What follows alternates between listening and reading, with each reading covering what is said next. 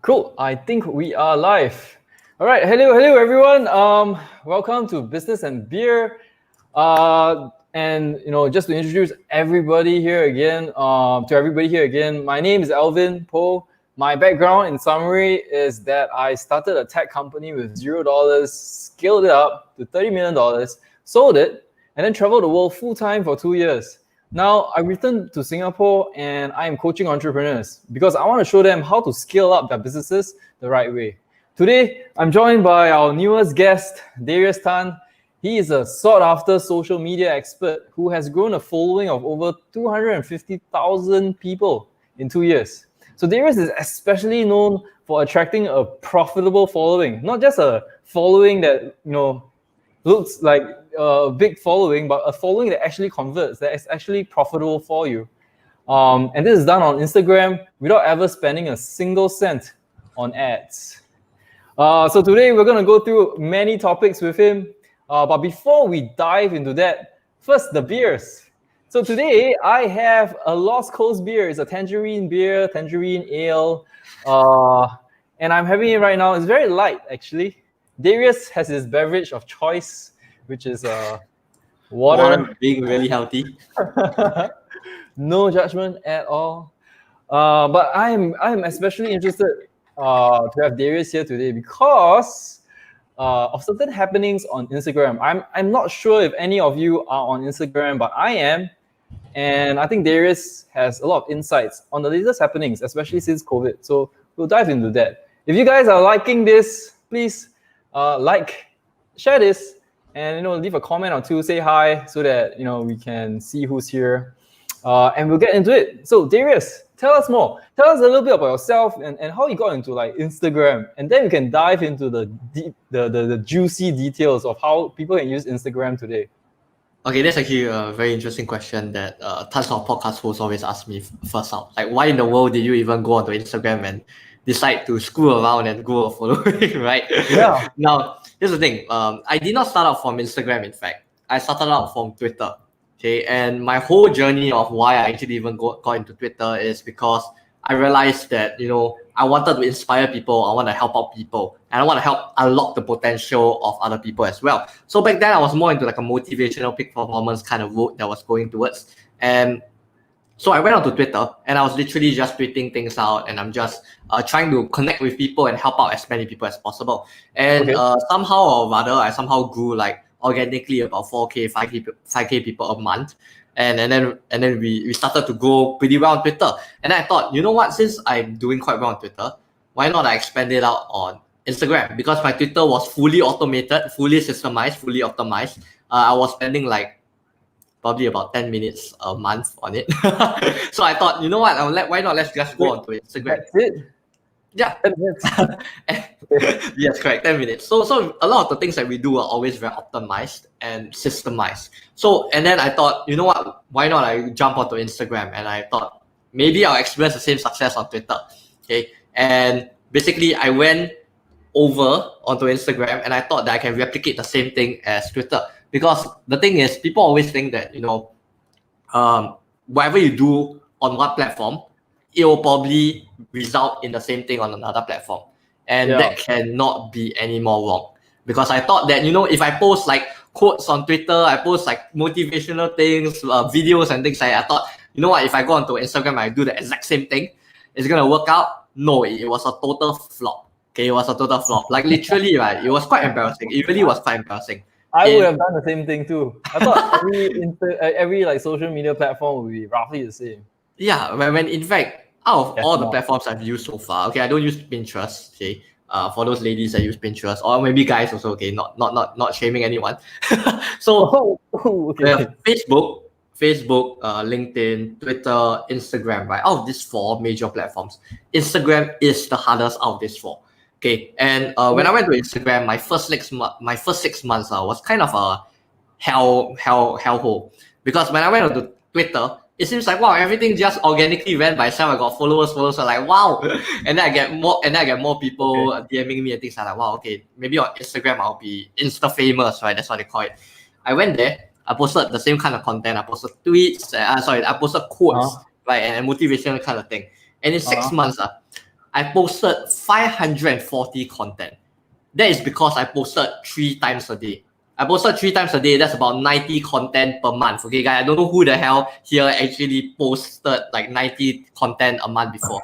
I posted 90 content a month, and then in 6 months, I posted 540 content. That's pretty insane. Okay, because right now, I don't even think on my personal account, I will even hit 540 content in the next year, right? And in 6 months, I hit 540 content.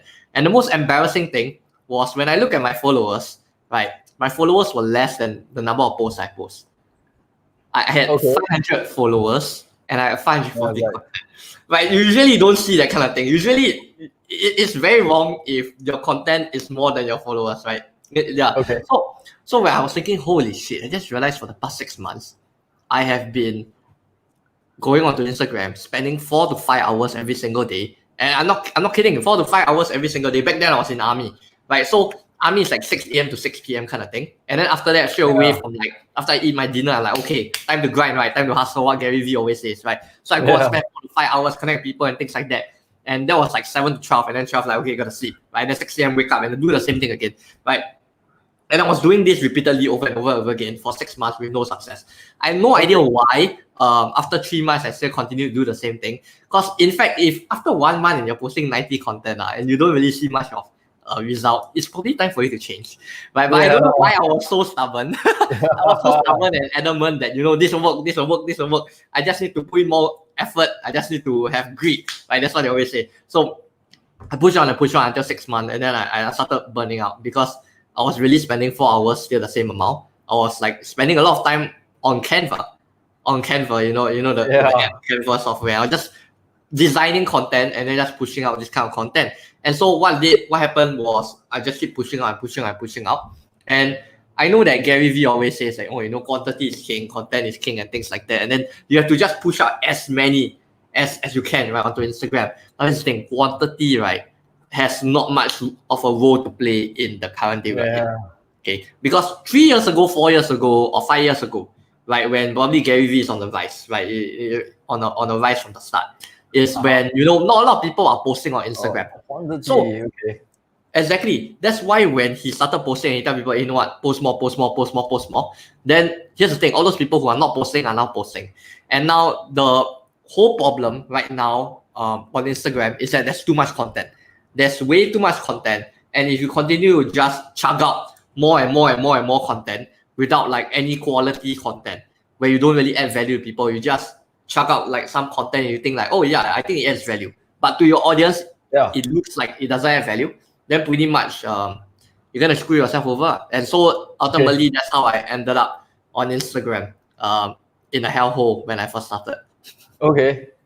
So I think the audience will definitely want to know this. I want to know this.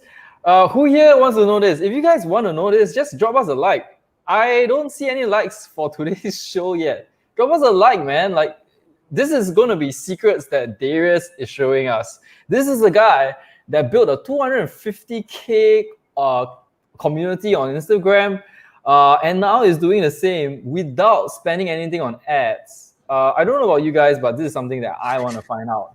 So if you like this, drop a like. I can guarantee you the like is free. Share it with your friends too. Again, sharing is also free. Just click on that little button there so that more people can benefit. So the reason why I do business and beer is because I bring on interesting entrepreneurs, people that I want to have a conversation with. But this time, we are doing it on Facebook, on Instagram, on LinkedIn, on YouTube, so that you guys can join in the conversation, hear what we have to discuss, and hopefully learn something new. Share this with your friends too, because this is valuable information. And if you have an entrepreneur or business owner friend who might benefit, I think they'll be very, very thankful for that as well. So let's get into it. Darius, tell us more.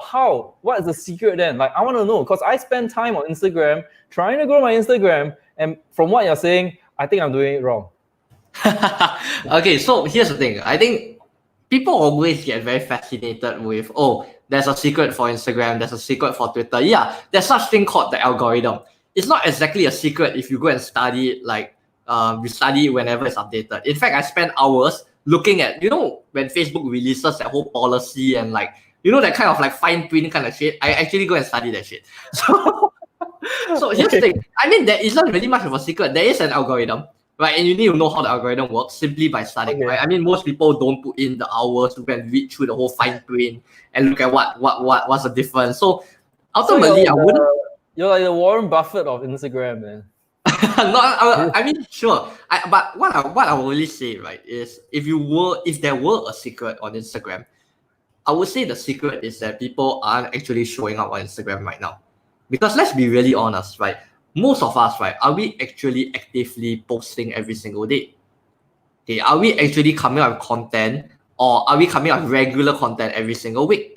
Are we posting consistently? If you really want to know the secret to grow on any platform, okay, especially on Instagram, is consistency. It's consistency. Because here's the thing, Instagram algorithm favors you whenever you start posting. Here's how it works when it comes to the algorithm, right? Whenever you post a content, that means you're helping out Instagram. Why? Because you get more people to stay longer on Instagram. There's only one purpose that Instagram wants. It wants its consumers to continue staying and scrolling onto Instagram so that they can send more ads and then they also can earn, right? So it's an ultimate win-win, right? So when you start posting more content, now I'm not telling you to post excessive content like me, 3 content a day. Okay, you can do 3 content a week and it's pretty much sufficient. And in fact, that's what I tell most of my clients. Posting 3 times a week is already sufficient. But here's the thing. Whoever that's listening right now, I think 95% or maybe 99% of people aren't exactly posting 3 times a week. I'm saying 3 posts, not 3 stories. Okay. If you post 3 times a week, do let me know in the comments, right? And if you don't post 3 times in a week, tell me that how many times you post in a week, because I know that most people don't post 3 times a week. And I see Daryl, I see Dylan. I mean, there was probably one person that probably posts heck a lot of times, like maybe 3 times a week or even more in terms of posts. So here's the thing.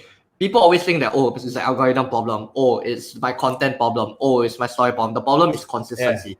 Because recently I was doing an audit for one of my clients. I'm not going to name who it is. But basically, what happened was he was very active, right? In like June, July, August, he was very, very active. And then his account was growing.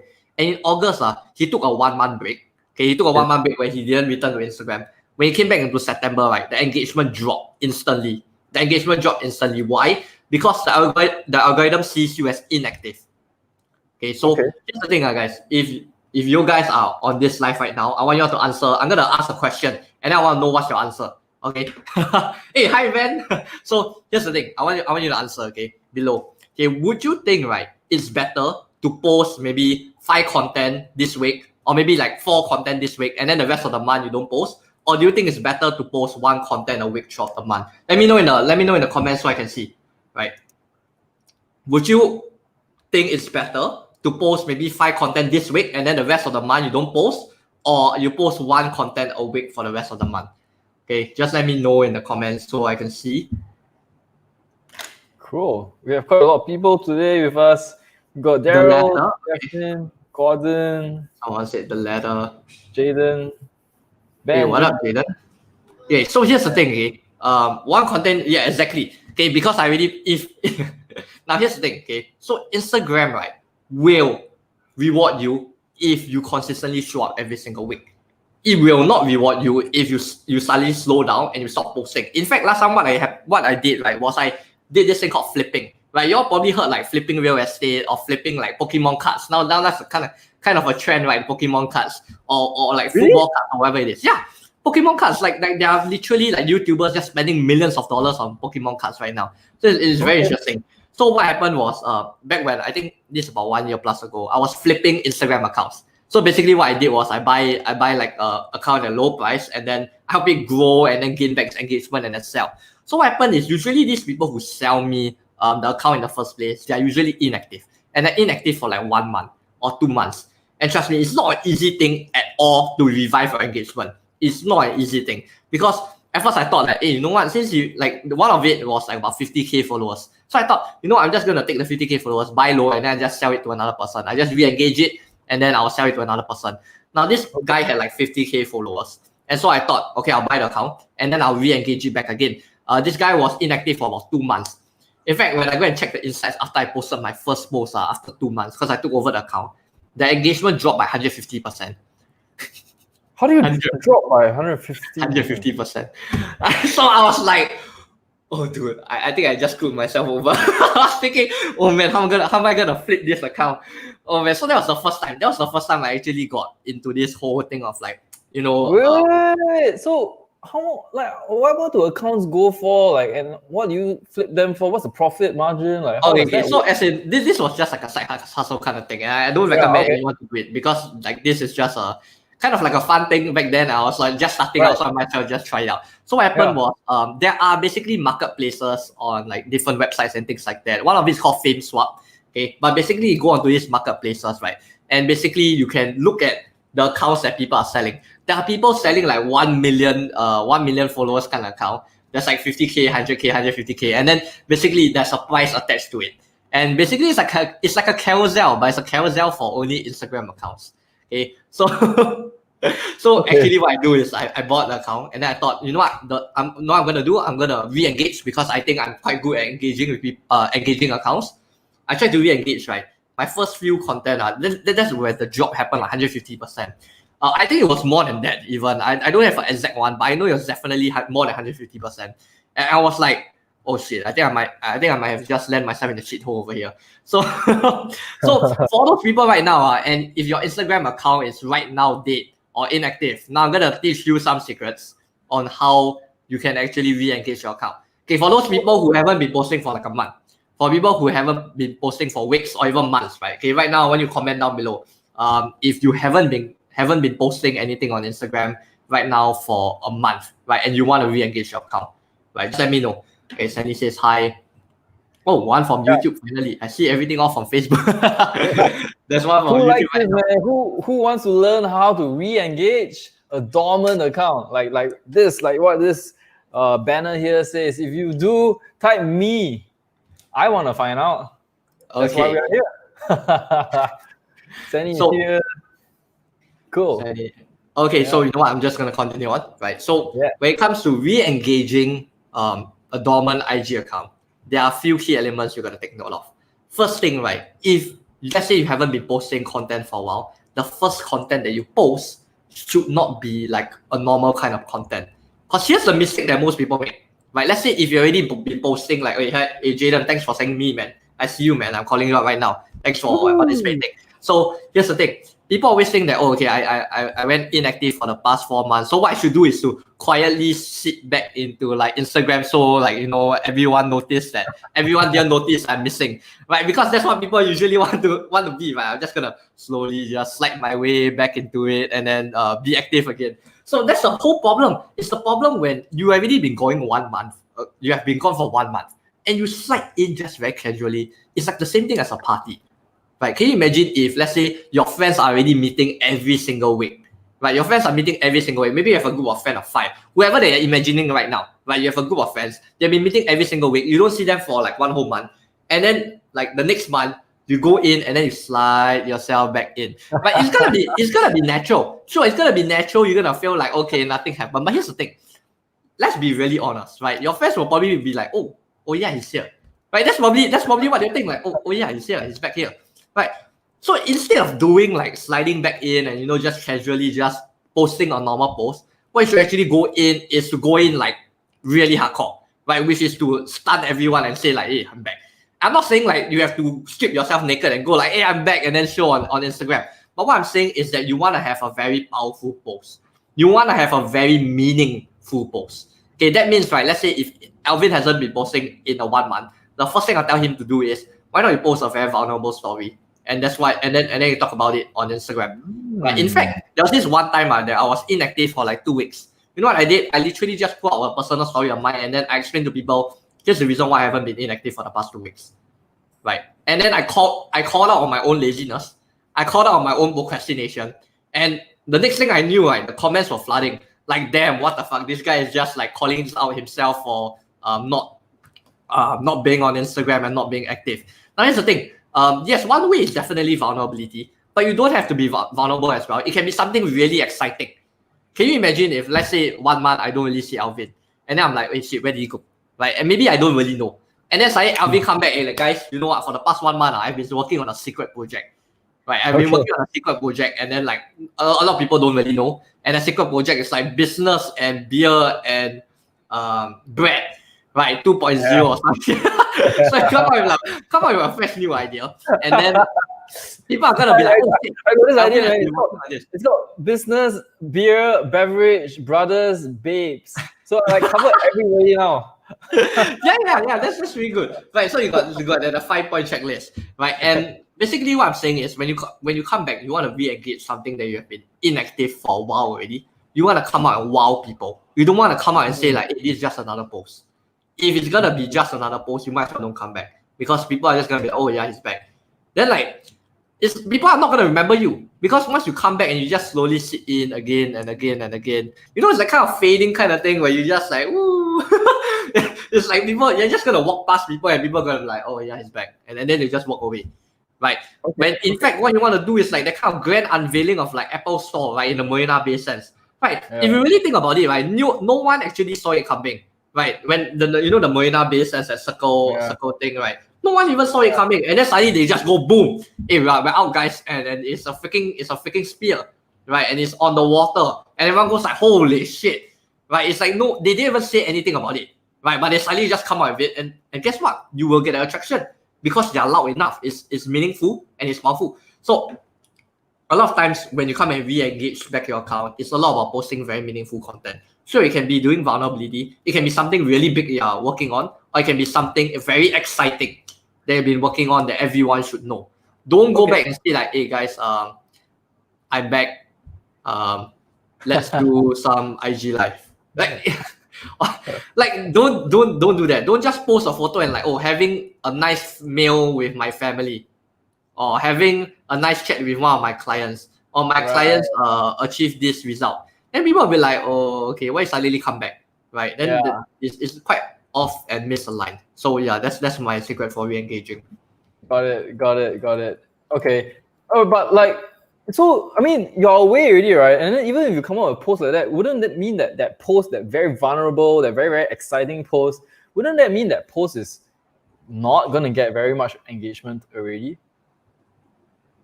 How does that work? Okay, so here's the thing. Like, engagement on Instagram is four key things on Instagram. First is likes, second is comments, third is saves, and lastly is shares.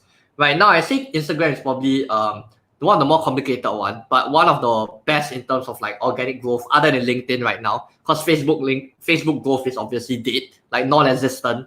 Okay. But there are four elements when it comes to engagement on Instagram: likes, comments, shares, and saves. I know there's quite a lot of elements to remember, but you just have to understand the algorithm ranks now that likes is the lowest out of these four. Okay, on Instagram, the algorithm prioritizes saves first. Save, shares, comments, and then likes. Hey, what up, Arthur? So that's how Instagram algorithm is right now categorizing it. So even if, let's say, you got like 100 likes, right? Like if someone has like 20 something saves, it's probably gonna do better than your page. Okay. Wow. So it's not so much about the likes and comments. Last time it used to be likes and comments. Now it's a lot about shares, saves as well. Because whenever you save something, that probably means that the content is pretty darn valuable. Right? You want to relook at it again. When you want to relook at it again, then Instagram algorithm sees it as, oh, this content must be pretty darn good, because he didn't just like it, he saved it because he want to come back and look at it again next time. Right? When you share to someone, it's also the same thing. Hey, you think about it. You only share something when it's really good. Hey, what up, Derek? So hey, Derek's here. You only Derek share something. House. You only share something when it actually makes you feel good, or when it actually makes you feel smart, right? Or it actually makes other people like feel happier or spread joy. 3 reasons, right? And if you think about it, it all links down to higher status. Okay, as much as like on social media, we always think like, oh, it's quite vanity and things like that, right? In order for people to share something, it's a lot about bringing a higher status to yourself or to other people. The only reason why people share is because when they share something, they go like, oh, I feel smart sharing this. Or, hey, I want to spread joy to other people. Okay. Whoa. Let's segue into why people should share this right now, because they should spread joy to other people. Guys, there's a whole bunch of you here. Hey, what up, Stuart? My mentor is on the call. Share the joy. let other people know. I'm getting a lot of value because I want to grow my Instagram following as well. And what Darius is sharing will help me. Hopefully that helps you too. But I definitely know that if you share this and get more people on the stream, we'll get more people who can benefit from the knowledge and the experience that Darius is sharing.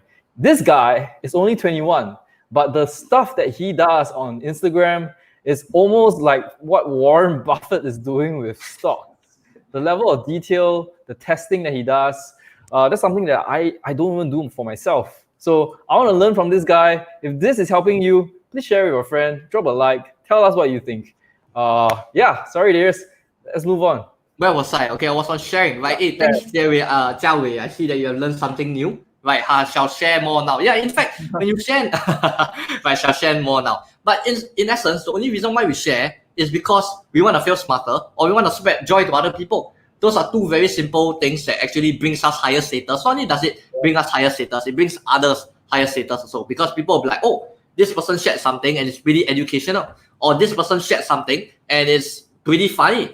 And I'll instantly remember like, oh, okay, Jia Wei shared something really funny, or Derek shared something funny, or Dalton shared something really educational. So that's the whole logic behind shares. And in fact, Alvin was talking about like how we do a lot of the things that we do has to do with a lot of testing and experimentation.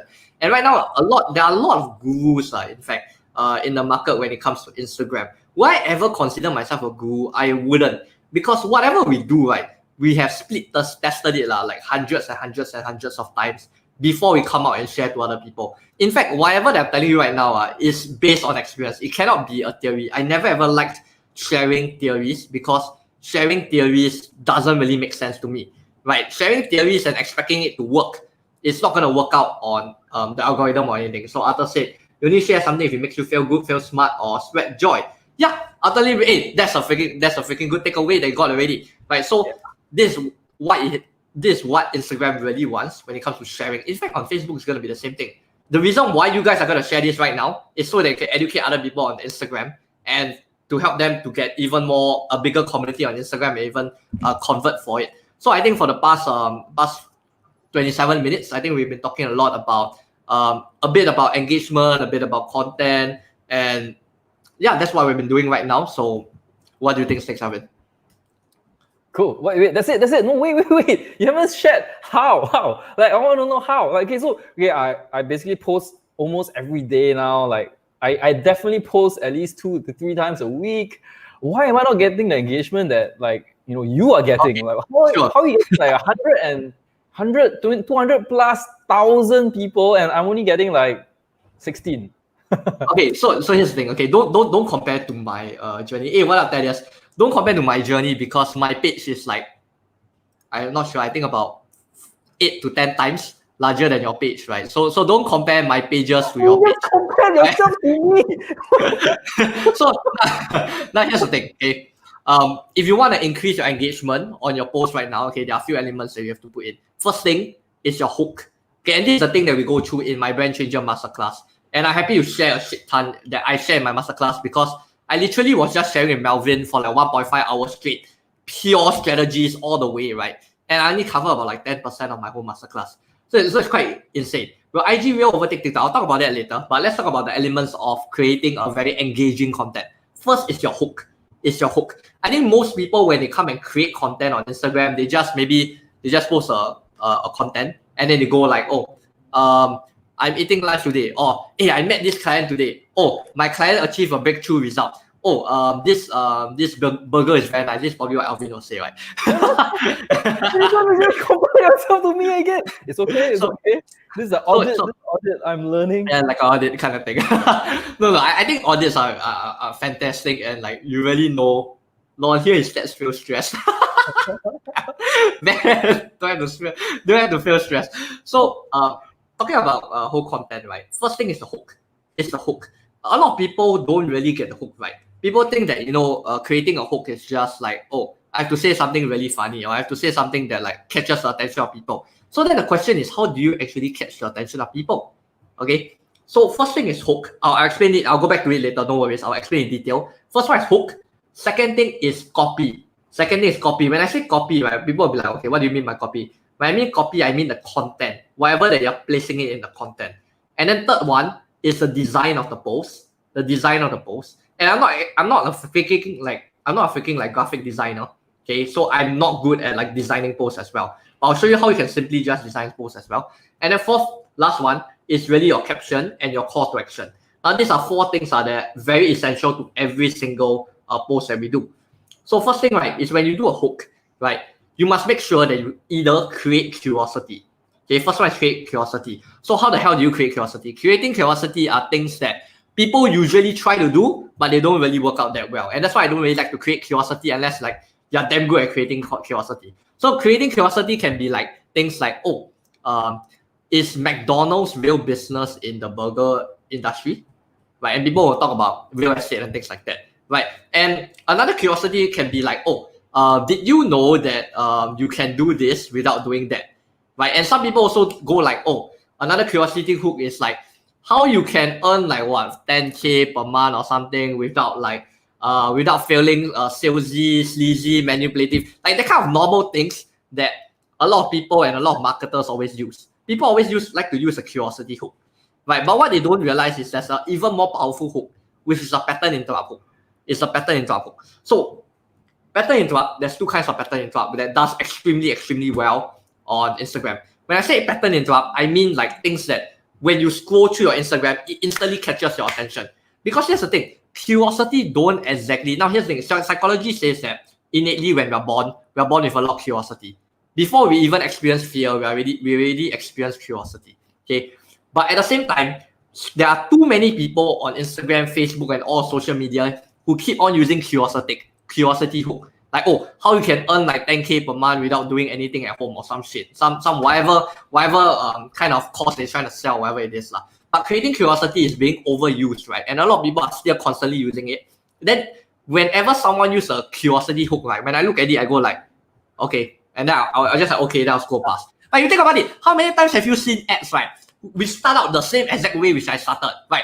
How you can get your property or your condominium with no cash, no money down or whatever it is, no deposit or something. How many times have you seen that ad? Right, comment down if you've seen the ad or some shit along there. Like way too many. And if you are doing the exact same thing, exactly. And if you are doing the same hook on Instagram or Facebook, okay, it's not gonna work anymore because people are gonna be like, okay, sure, I'm gonna scroll past it. Okay, pattern interrupt kind of hooks are a lot stronger than just creating curiosity. Okay, pattern interrupts has two ways.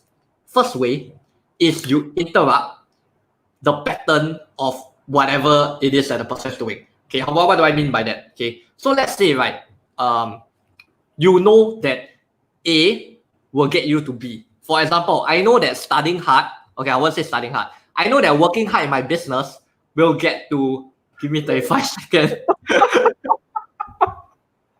Oh, this is damn funny. Oh my god. Is Benjamin on the call? Give me 30 seconds and I'll tell you. Okay, anyways, I don't want to make fun of other people, but we have seen that kind of a lot of the ad. Okay.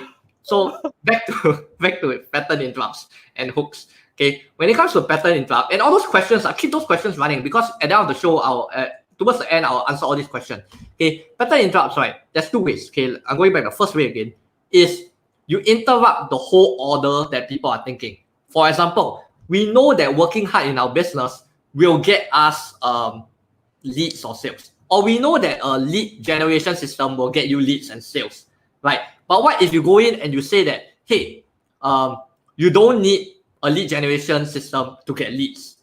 You go in direct contention. Okay, so the first way is to go in direct contention of what other people are already doing. For example, currently you know that eating so currently, right, you know that working hard and working 9 to 5 will get you like business and things like that. If you go in direct contention and you say that, hey, in fact, if you work 1 hour a week, you will get more business than you working 8 hours a week. People will go like, wait, what? Right. The exact reaction they have. People go, what? And I know people who actually do this. I was literally interviewing one of Tony Robbins' advisors. It's called Ari Meisel. He's an excellent systemized guy who basically teaches people about productivity and scaling as well. But very interesting. So here's the thing. Everyone, right, confirm has a pattern interrupt that goes in direct contention of whatever other people are saying. Okay, beer and burgers have So this thing. So first thing is really go in direct contention of whatever people are thinking. Okay, if people are thinking that currently the conventional way, right, is to get in order to get to B, I must do A, right? Go in direct contention of whatever that I'm thinking right now. If they think that I need 9 hours a day in order to get my most productive work done, you go in and say, hey, actually what you need is just need 1 hour a day to get productive work done. People go like, the hell? What do you mean by that? First of all, they'll be like, what the hell? I want to know about this. So going in direct contention pattern interrupt is one of my most successful hooks that I've been using again and again and again. Okay. And I've tested like 10 plus different hooks out. Like every different hook I can find upon, I go and test it out. And these are two that really does very well. So first one is direct contention. Let me finish up the second one first. So second hook is to mess up the order. For example, you guys will probably always think that, okay, in order for me to scale my business, I must get more people, I must optimize, I must have systems in order to scale.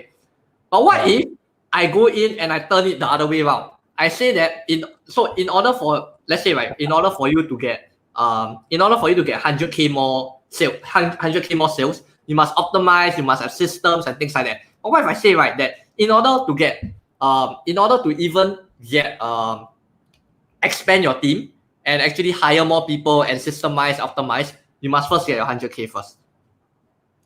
Right. And it messes the order of people, the thinking that people have, because people usually think that I must get from A to get B. And then what they don't do is to B to A. Here's how you don't have to post on Instagram. yeah.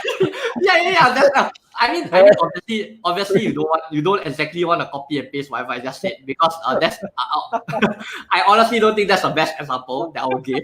But here's how you can don't post on Instagram and still be able to steal your business. Right. Actually that's quite a funny thing. Okay, because one of my clients are literally when we first worked with this guy partnered with like Russell Brunson and Dan Kennedy, generated over $43 million in sales. Amazing guy. His name is Justin Matthews. So what happened, right, was because his account was so dead. It like literally didn't touch for like 6 to 9 months. I can't remember what's the exact date. But it was so dead that we had so much difficulty in engaging it. So here's what we did, Ben. We actually didn't post much. What we did was, instead of posting, we thought, we're going to leverage the opposite of it. Because if we keep posting so much right now, let's say, right, if someone rise up from the dead and like, imagine someone who doesn't go to a party usually. And this guy now you see him at every freaking party. Right? It's going to be a bit weird. It's going to be a bit weird because people don't associate you as a party guy. But same thing, if let's say you have already been very dead, it's not your pattern to post a lot of content on Instagram, and then you start like going out and posting a shit ton of content, people are going to get pretty shocked. Yeah, they're not gonna go in and like, oh yeah, Darius is now or Dustin Matthew or whatever client now is very active on Instagram. They're just gonna be very shocked, like, why this guy suddenly become so active? So actually what we did, right, is we started posting less on his account. And then what we did was we just used IG Live and we used IG Stories to get more sales into his business. And that was how we actually generated leads. In 3 weeks, it was a very rough campaign. In 3 weeks, right, we simply used Instagram Stories, not posts, right? We used Instagram Stories to get more leads into his webinar that closed for about 10K. Solely through leads on Stories. And this guy engagement was so bad. It was like I think 30 likes or 20 likes. And this guy had like 1,000 followers. It's really very bad, like 10 to 30 likes kind of thing. So in fact, if I wanted to do that hook, I can probably do that hook and I'll say this. Here's how you don't have to post on Instagram and still generate $10,000 through it. That's gonna be a better income hook, right? So either way, you can go both ways. One is to go in direct contention. The other way is to switch the order. Instead of A gets you to B, you do B that gets you to A. Oh yeah. So basically switch up the order. So there are 2 ways that you can hook people. Wow. Wait, I have a question. Wait. Yep. So you talk about posts and you talk about stories, right? Like, so if our engagement is bad, we've been dormant for a month, and clearly the posts will not get us engagement. What if we have stories? Will stories get us engagement? Can our stories still reach people? So the reason why there's a very good reason why we decided to use stories rather than posts. Because we realized that we have been posting a lot of posts, but people don't really engage much to it. So there can be many different reasons. But that was a very rushed campaign. How you can be a party goer for Arthur is on a fire. Yeah. Anyways, what was I? Shit. He kind of pattern interrupt me there. So Stories. okay, right. So there were many reasons why the content wasn't working. A lot of it is because we have really been very dormant, and if we suddenly come out, it was a very rush campaign. It was 3 weeks that we had to work with him, but we couldn't just go in and straight away like post so much, and it really takes gradual time in order for someone to know that you're a professional party goer, right? You don't suddenly one day come out and say like, I'm a professional party goer. No, right? It's probably you start going to different parties, and then people realize that, hey, you're a party goer. Right. So same thing for his account. We realized that posting more does not get him more leads, right, into his webinar and in terms of closing. So what we did was, okay, there are some people, right, who are already engaging. So what if, right, I keep these people hyper targeted? I did not use ads, guys. I did not use ads. You might be thinking, oh, hyper targeted, I'm gonna use like retargeting ads or something. No. Okay. What we did, right, was because there were these people who were engaging, and these people were pretty much like the people that probably follow him because they like his content and then they want to learn more for him. What we did was we automatically placed them into the close friend list. Okay, I think there's a lot of things that's one thing that a lot of people aren't utilizing on Instagram. People underutilize the power of close friend list. In fact, I would call myself out right now that I don't really use the close friend list, and currently this week we have been integrating the close friend list into what we do. So what we did, right, was these people who are engaging already, we place them in the close friend list. And for those people who are on Facebook, you don't really know on Instagram, right? Close friend list is basically someone adds you as a close friend, right? Let's say Alvin, right? I have a lot of different followers, but I can add Alvin as my close friends. And here's the thing, maybe only Calvin, maybe only Alvin, only Arthur, only Dalton, only Silva, only Benjamin are my close friends. And here's the thing, so whenever I post a story, only you 5 people will see this story. The rest of my 1,000 followers, right, will not see my story at all. And so that's what we utilize, because these people have already been engaging. It's about 10 to 20 people, right? And sometimes maybe 30 or 40 in terms of when the content is really good. So what we did was we added all these people in the close friend list. And when people click on the stories, right, you can clearly see whether you have someone close friend list. And then we use that fail of intimacy or go like, hey, holy crap, I mean, this guy close friend list. Right, and then they go like, oh, I should engage with him more, right? And in fact, most of the people on the close friend list are the one that become leads and then go into the webinar. So that was a very innovative one. We really had to. It was so rushed because we had 3 weeks. We couldn't do like what we usually do is basically just do like a campaign, post infographics that I have this masterclass and things like that. But it was so rushed that we had to innovate and change a lot of shit. Like we really had to think of different ways on how we can get people engaged and get them into the webinar ASAP all the way. So for those people who are like selling a high ticket product, or basically selling like you need to get onto a call in order to sell someone, you need to get on a webinar in order to sell someone, do not put the link in your bio. Do not place the link in your bio. It does not work currently right now. Is there a limit to close friend list or IG? Actually, fun fact, I don't really know about that, man. But thanks for letting me know. Because right now I'm gonna write down and make sure I'll know this so that I can tell people what's let me give me a sec. Sorry. Is there a limit to close friend list? I'm honestly not sure if there's a limit. Yeah. I will probably you can Google search it, and probably you'll find out the answer. But that was a very interesting campaign that we did. Oh shit, I'm not sure where in the world. Okay, I'm back on StreamYard. So I'm not bad. So that one was a very innovative one. We realized that, oh, there's a close friend list, and then we started to utilize it, and that's how we become very hyper targeted. In fact, for those people who currently have clients on Instagram, I highly recommend you to use close friends to connect with these people. And that's actually my plan that I'm gonna be executing from this week on. All my past clients, I'm gonna add them on my close friend list.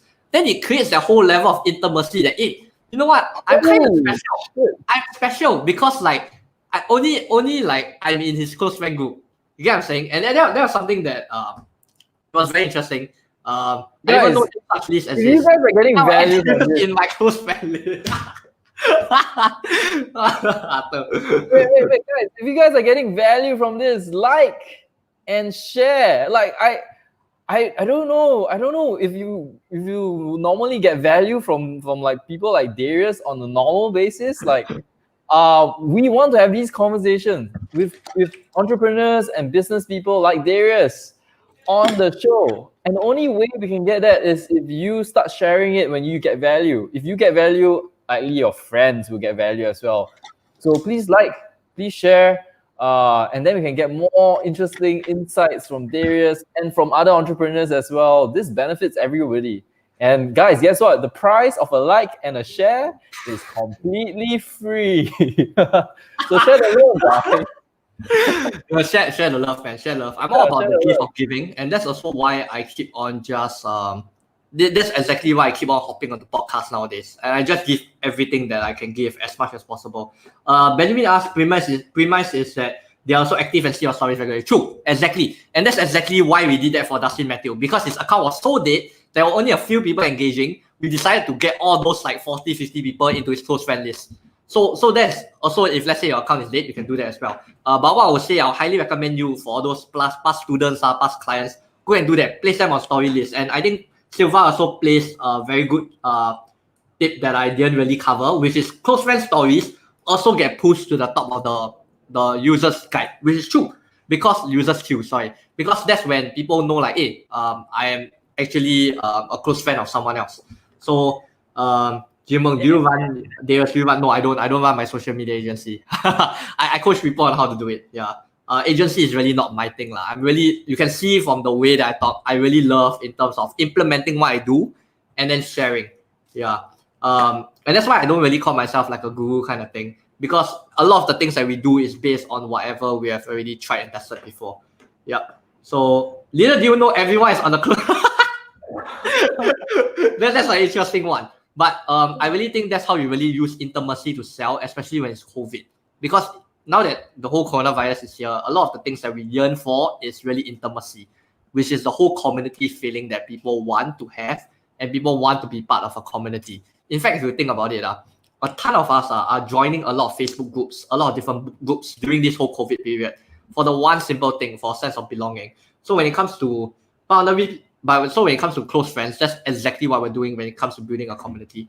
But on recipient side, people can accept or reject. It's auto. It's auto. You can't say that, oh, I don't want Alvin to be my close friend. Yeah, sorry, Ben, you are my close friend. That would be a dick. That would be a very dick move. If Alvin tell me I'm a close friend, I'm like, nope, you're not my close friend. Check. No. Yeah, you can't choose. And what's the thing or not? It's very surprising. I kill not. It's really very surprising. Trust me, because there are times when I go onto when I look at different stories, then I realize, hey, shit, I'm on this guy close friend list, but I'm not exactly very close to it. and then I'm like, oh shit, that's actually very interesting, right? So it actually innate that kind of curiosity also in people that I'm in Benjamin's close friend list, or I'm in Arthur's close friend list. Then I'm like, oh, I didn't know that, right? And instantly, right, let's say, right, if that guy isn't even close to you, he will right now feel that he's close to you because they'll be like, oh shit, this guy added to my close friend list. Must be because he thinks that there's something on with us, right? Then there's a basis for connection as well. It's a lot easier for you to follow up with someone else, before the Benjamin. Later end up in block. No, actually, in fact, you won't end up in block list. I think if you really end up in block list, that person must have hated you a lot. Like what I say, do not go and add everyone. Do not go and add everyone into the close friend list, right? You add the people who are actually close to you into a close friend list. Don't add any Tom, Dick, and Harry on the close friend list. That is gonna be very. People are probably gonna talk about you and like, hey, you know this Arthur, add everyone into the close friend list. Yeah. So don't do that. So you get curious. Yeah. So you get curious and click on the stories exactly. Yeah, and close friend is really how I plan to move forward in terms of connecting with my active and engaged followers as well as my clients and students, past students. And in fact, what I can do, right? Can't choose if they put you in the close friend list. Correct. So here's the thing. When it comes to close friend list, what I'll do, here are some strategies that I'm gonna implement in a week or so. Is that what I'll do is every single week in my close friend list, I'll share a tip, right? That usually people that are not in my close friend list will not be able to get. For example, if I share like some secret thing, that's a spam list. so here's the thing, right? I just got it right, man. What's the priority checklist needed to go on Instagram? Okay, I will go through this, the hashtags and things after I go through this, finish up with close friend list. So what I'll do, right, is I'll provide a secret every single week, like something that I won't tell to other people that are outside of my close friend list.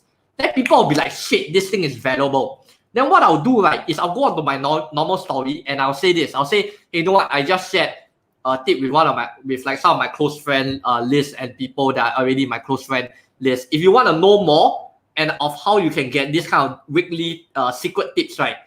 Send just you a drop me a DM. yeah. Exactly. And when they drop you a DM, it's a postback. It's immediately a postback. You're gonna start the conversation. People are already interested in what you are about to do.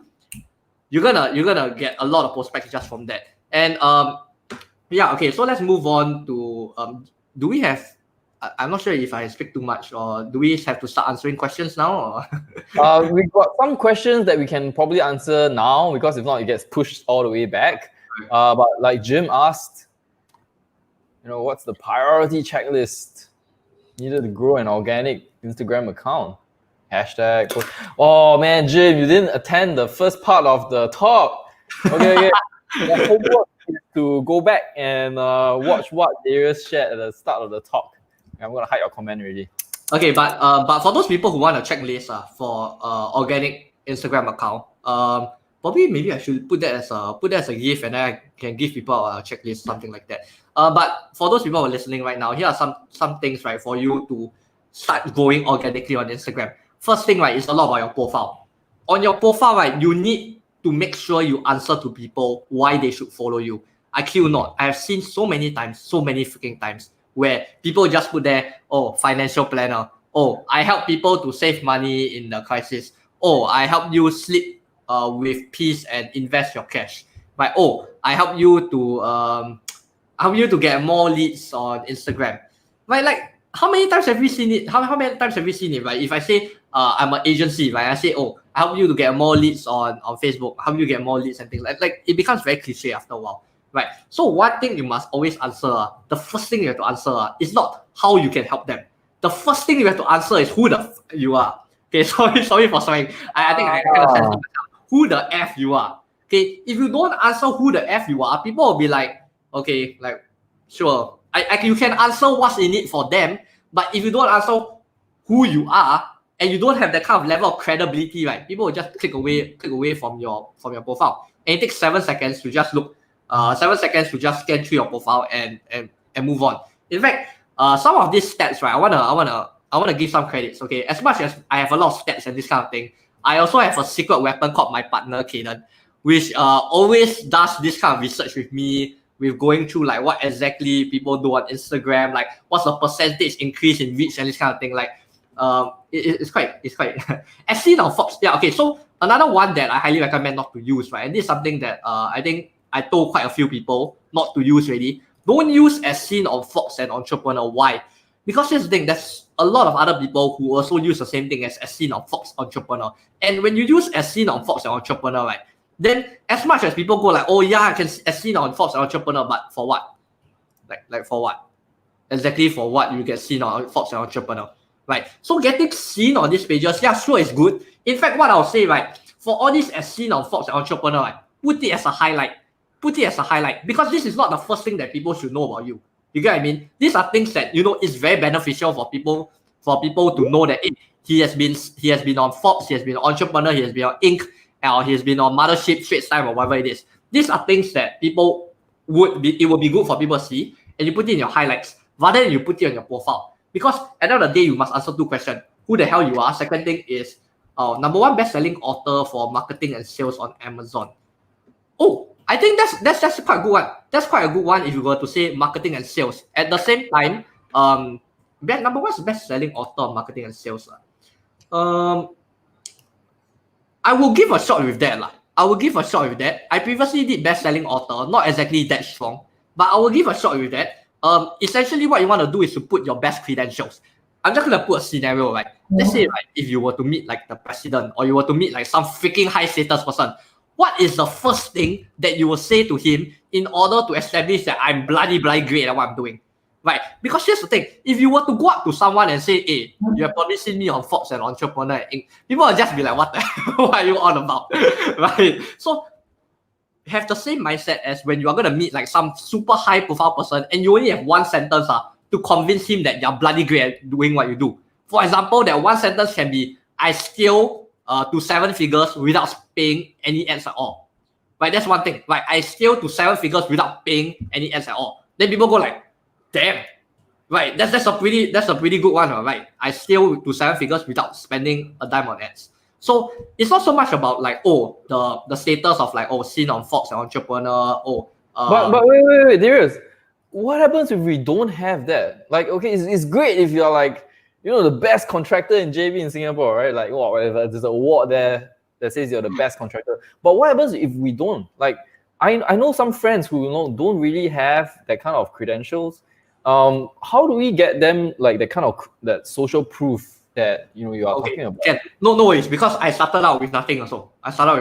So Jim, I say all this as seen, all these features, do it in your highlights rather than do it in your bio. Okay, in your bio, probably if let's say I'm guessing you run an agency, is it? Or I'm not sure. Does he run an agency? Does anyone know? Very smart, Darius. Yeah, I can kind of tell with the kind of questions that he's running. So if you run an agency and you probably get a bloody good result that no one else can achieve, put it in your bio. If you achieve a result that no one else can achieve, put it in your bio. Okay, so in fact, the bio, that's what you want to put in the bio. Is I always tell people, those people who have nothing to put in the bio, put something that you're first at, put something that you're best at, put something that people have never seen before. Okay, because here's the thing, at the end of the day, right, I'm very sure if I talk to someone right now, right, I will be able to tell what is something, right, that he has but nobody else have. For example, like Caden, when he first came in, right, Caden was like Caden, nobody know who the hell he is. I mean, people still don't really know who he is because he does all the back end work. He's like my secret weapon. He's the reason why we can run 6 different social accounts every single day, posting like 10 contents a day. Right, he's my secret weapon. But essentially, when he first came in, right, people were like, okay, who the hell is he and things like that, because he did not have any credentials. This guy just came from RSAF. It's not like he was like a freaking general or major. He was just like a ME2 or something. Like, it's pretty much the lower ranks. Can he run 7 accounts? Sorry. Yeah. So basically, what happened, right, was I realized that, dude, Caden has a special power, right, where he can create content, right, that is basically for graphic designer noobs. Because he's not a graphic designer, I'm not a graphic designer. Okay, what he prides himself is doing this. He creates simple and converting content, right, without being like a graphic designer or actually failing in arts exam last time. So that's his special angle, that you don't need to be a graphic designer in order to post like some bloody good content on Instagram. Because the main mistake that most people always make is they always think that, here's a mindset shift for everyone listening. Please. Like if I have to get across one thing today, is thinking, right, that Instagram, right, you need aesthetics to win the game on Instagram. You don't need you don't need aesthetics to win the game. Okay. The post that generally does best for me, in fact, the post, right, that one post itself got millions of reach just from one post, are the posts, right, that are the ugliest. I kill not. Are the ugliest. If I get a chance to show, I can share. But they are the ugliest. I kill not. It's simply like a photo and then like just a story. Just a story. You don't need aesthetics. Wait, exactly. You don't need aesthetics. Is it the ugliest? Wait, why is it the ugliest? Is it a photo of you? Wow. I mean, what if it's like a photo of you instead? Kidding. Right.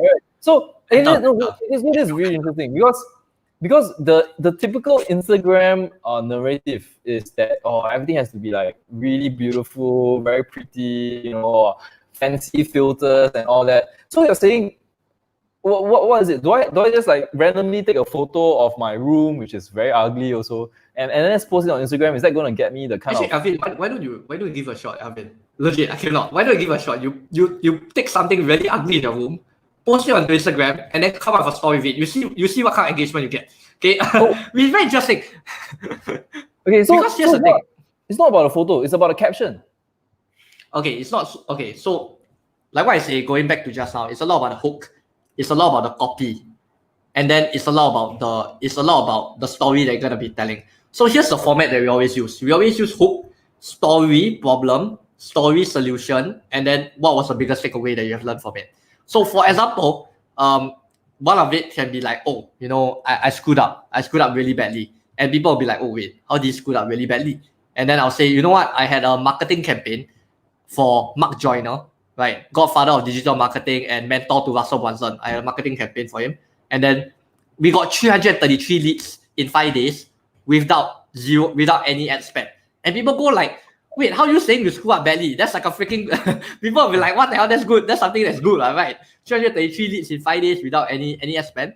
And then people are like, okay, so why is it bad? And then I continue on, right? And that's probably the best result we have gotten. Then people will be like, what the hell? Just like you say you screw up, now you're saying you're the best. It's the best result. And I'm not clickbaiting, you have to wait until the end.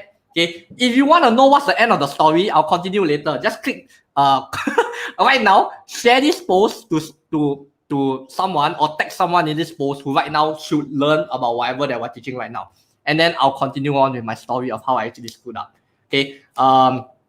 So tag a friend or share or like or comment. Actually, you know what? Comment your biggest takeaway right now. Can you comment your biggest takeaway before I continue on with the story?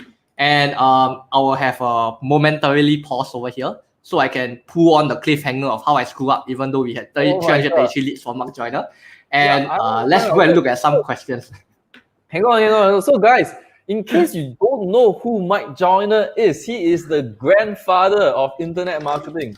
Like all the stuff that you see, landing pages, squeeze pages, all the internet marketing techniques, created by Mark Joyner. He was the OG of internet marketing.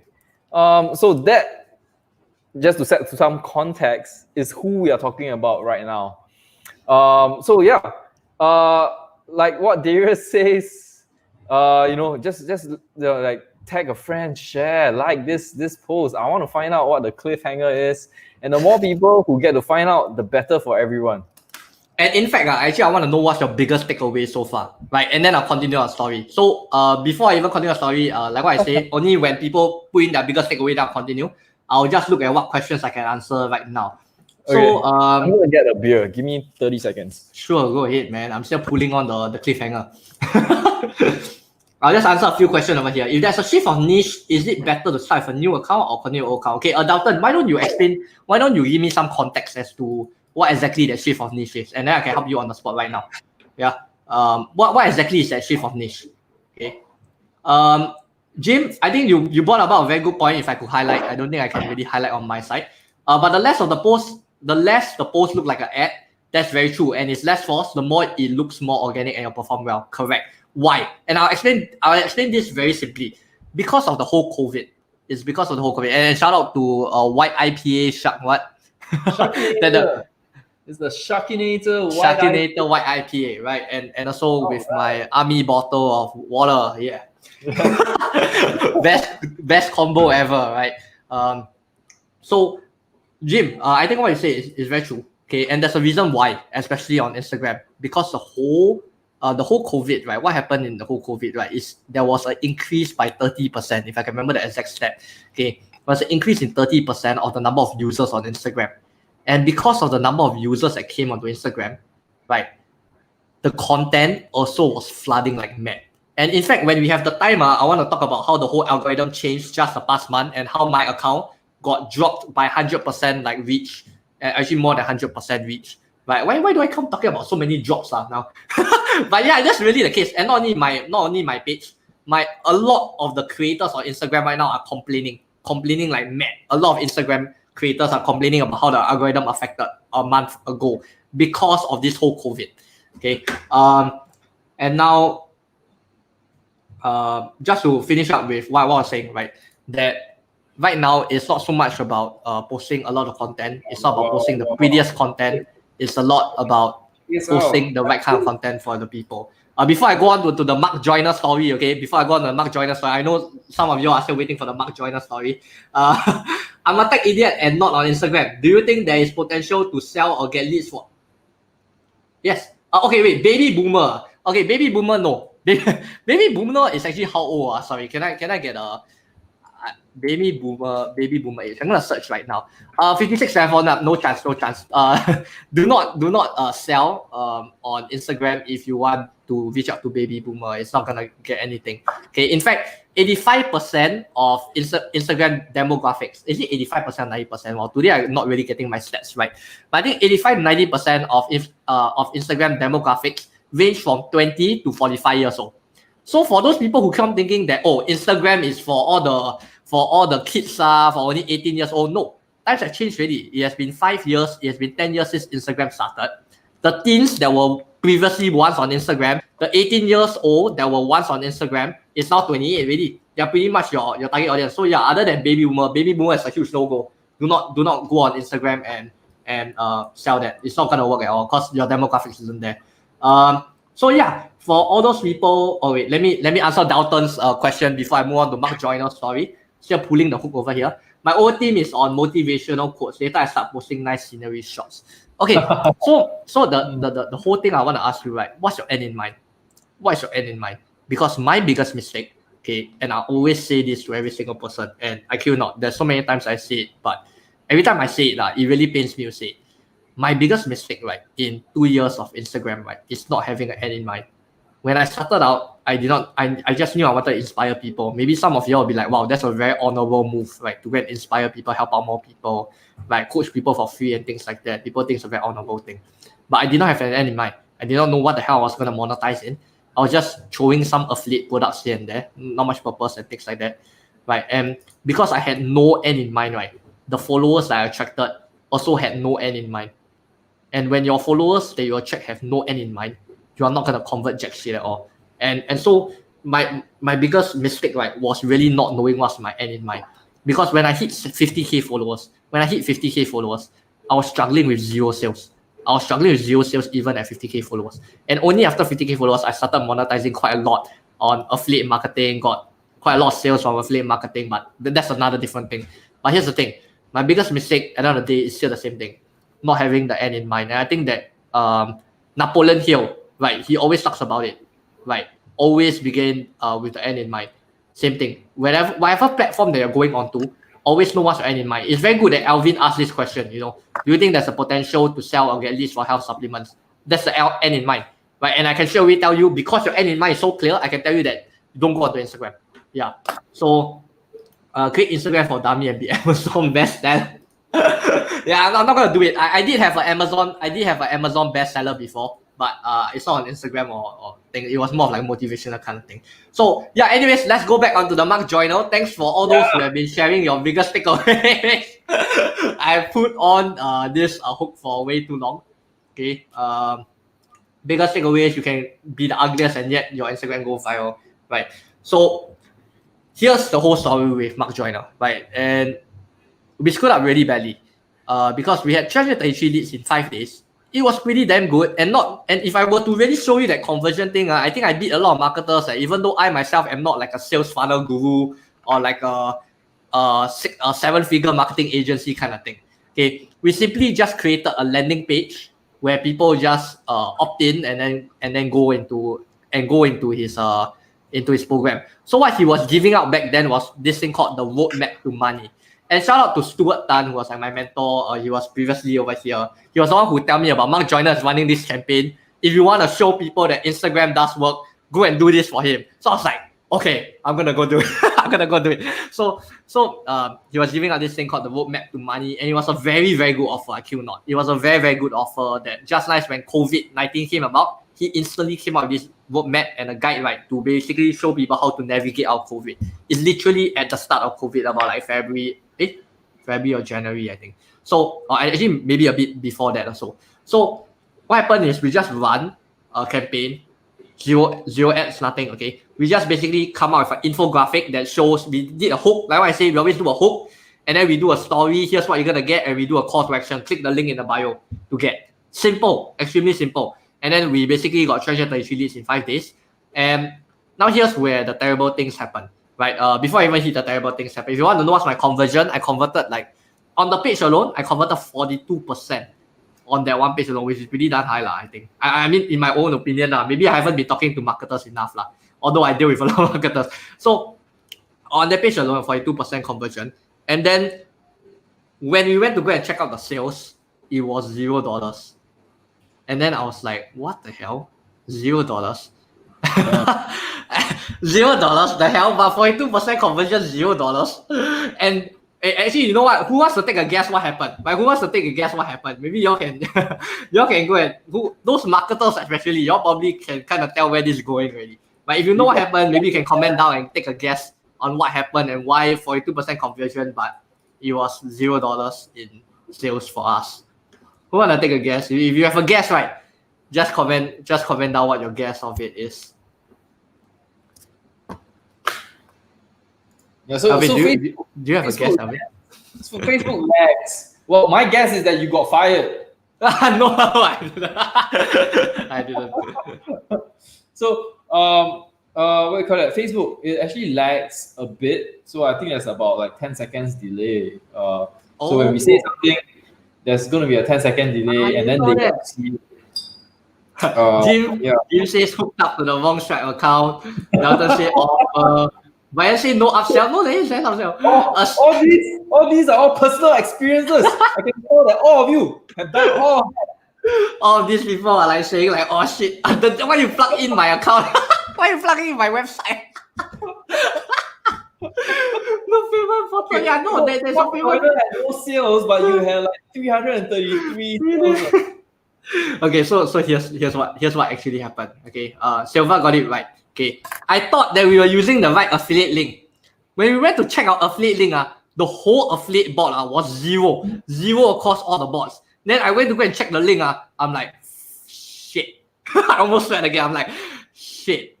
The link was not like a affiliate. Was not affiliate link. Then dude, I was like, I was so mad. I was so mad. And at the first time, I was like, oh my god. So ultimately, you know what? I think it's a gift because we sent him free traffic.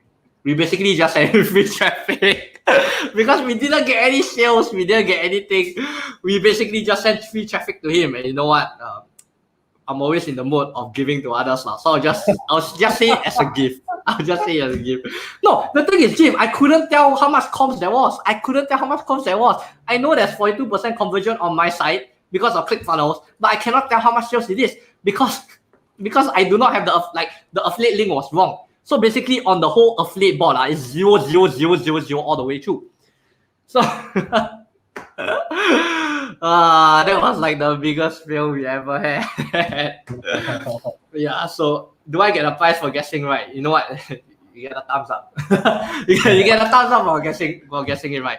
You get my love for guessing it right. Wow, Silva is on fire also, man. She has been guessing out a lot of different things.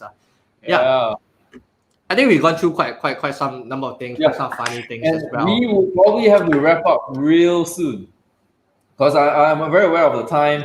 We've been speaking for 1 hour, 15 minutes already. And I'm sure a lot of us got real value. I got value. I now know that I need to post consistently. I now know that I don't really need to bother about aesthetics. What matters to me is the hook, the story, the call to action. I think that's something that I need to go tidy up on my Instagram profile right now. And more importantly, what you said about having the end in mind, I think that's something that all of us can benefit from.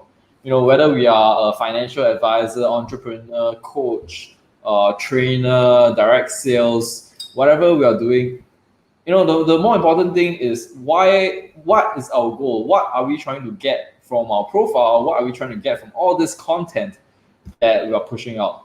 So I think those are very, very clear reminders that everybody can benefit from.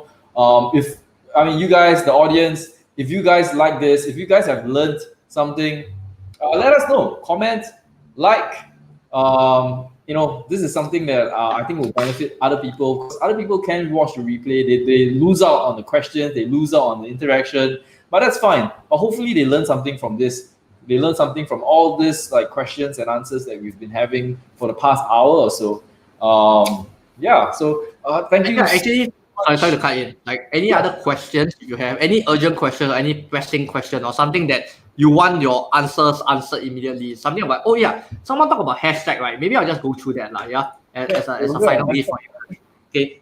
Hashtag is really complicated. Okay. In fact, if you go onto my blog, you will learn more about hashtag. I have one article that covers one whole thing about hashtag. But here's the thing. Here's a quick tip for everyone over here. Make sure on Instagram, on your stories, use 3 hashtags at most. Don't want to go over that. Okay. I don't really have much time to explain why. Okay. But that's what is proven to get the most reach. Okay. 3 hashtags. on stories, maximize. I repeat again, maximize 30 hashtags on your Instagram posts.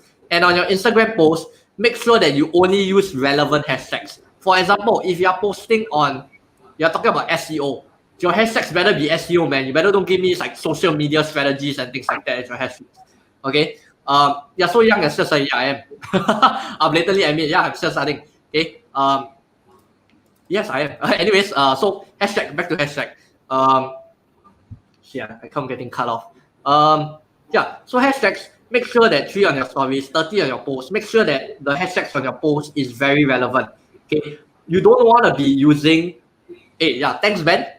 Ben was one of my students, and Alvin is gonna be hopping onto the next one, right? Which is happening next Saturday. So it's gonna be amazing one. Whatever that you'll get anything. Hey, Ben, can you don't tell people this? We are pretty hardcore, we are pretty hardcore in whatever we do, lah. Yeah, but hashtags is one whole. People think that hashtags is like a small thing, but hashtags is actually pretty darn huge. It's actually pretty darn huge. Okay. If I'm starting a new IG business selling bird nest gifts, should I start with posts or ads? Start with posts. Start with posts because if you start with ads, right, when people click on your profile, they won't know. They won't.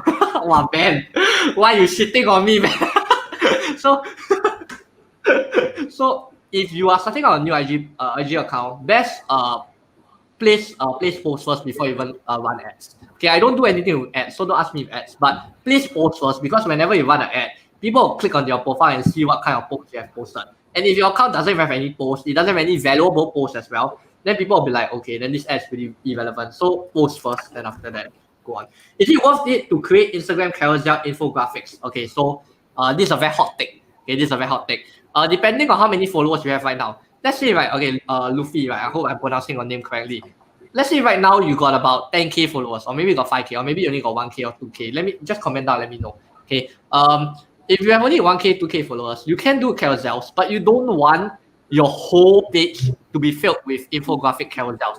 It is not a wise move because if you are a personal brand, people follow for you. People don't follow you because they want to see a carousel infographic. Yes, it will educate your audience. Yes, it's an interactive way or an engaging way of interacting with my audience. In fact, I do carousels as well, but I do not flood my whole feed with carousel. I know that there are people out there, people like Dave Tellers, Chris Du, very well known in the Instagram marketing business, where they have a shit ton of carousels. They have a crap ton of carousels.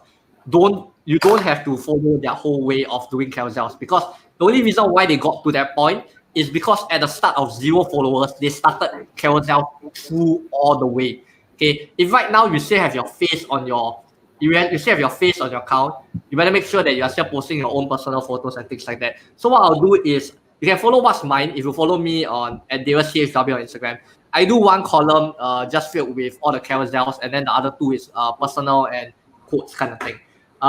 So yeah, carousel, is it worth it? It is worth it, but you don't have to do it all the time. In fact, Ben probably has a very painful experience of taking a very long time creating carousel and not really having the full effects of carousel. So I would say you don't have to go full in on carousel. You can test it out and see whether your audience actually like it as well. Yeah. What about Jia Wei? Jia Wei says, yeah, I'm looking at it. How about if you have stories and IG highlights but very little posts? Okay, then the next thing you should be doing is to start posting more. No, that sorry, like as in I'm not trying. Like my intention isn't to to say you like it's a like say it's stupid or dumb or whatever it is. But sometimes like people tend to overcomplicate. Like, oh, there must be like another way to do it. But if you really have very little posts, then start posting off. Really, that's just the truth. I am sorry. This guy here is bloody brilliant and very smart, but he's only 21. So please excuse him. Let's try to learn from him. Are you saying my EQ is low? Let's try to learn from him from all the valuable knowledge that he has. What the hell, man? Excuse everything else. Okay, Jim on say, what if I create insert ad set that CTA drive to landing page? Then the organic post doesn't necessarily. Okay, so Jim, sorry, this isn't really my expertise. Like what I say, I do like, even though I know a lot about Instagram, if I never test it before, I will never ever talk about it. So I've never ever tested Instagram ads before, and I'll never ever gonna do it because 10 years down the road, I want to be known as a king of organic conversion. That's what I want to be known as, and I'm gonna stick to that throughout my whole life. So I'm not gonna. I'm sorry. I'm not gonna. I'm just not gonna say much about that lah. But if you do organic posts, then yeah, make sure you do have a CTA. So that's not really my position to talk about Instagram ads because I never test before. I only say shit that I actually test before, and I have campaigns running for it. Nice. Luffy say, "Yup, you got my name right, about 13K now." Ben say, "Haha, you joined the class, you know now." Well, Ben helping me to indirectly share for the masterclass. At the same time, I don't know whether people are gonna start being fearful of coming to my masterclass or not. Instagram SEO king. Not really. As in, I do pretty well on Twitter as well. You can follow me on Twitter. I got about in total about 70K followers on Twitter as well. I mean, obviously, I wasn't able to go through this in one. Maybe, you know what? If you guys like this, you guys like this, ask Alvin to invite me back on a Twitter, and then I'll go through one whole another different story on Twitter. Yeah, no, but Instagram, there's so much. I can't even finish in 1.5 hours. If I really were to talk no BS, where we don't laugh at all, go straight into strategies, I wouldn't even finish in 1.5 hours. That's why Ben say that you will get at some point of time you will get like, oh shit, there's a lot of things. Because in fact, Instagram is indeed the most complicated platform out there. But I'll say it's really out of the rest, is the highest ROI for me. Highest ROI in terms of sales, but in terms of my podcast downloads, which I'm very thankful for because we hit like over 1,000 plus downloads. Because everyone keeps on viewing on podcasts but don't really download podcasts. Very weird. Anyways, we're kind of sidetracking. But I want to talk about the whole social media kind of thing. So for those people who want to get on Instagram, I highly recommend you get on Instagram. Not because you can come for my masterclass. I mean, obviously you can. But but because I really do get most of my leads and sales through Instagram. In fact, everyone who comes into my masterclass, right, is either through a referral or through Instagram. There is no way about it. Yeah, or sometimes through Twitter. Twitter is extremely great when it comes to getting readings of blog posts, or when it's very good in terms of getting people to click onto links and go onto other different platforms. Yes, Alvin, let's do one on Twitter. That might before he turns 22.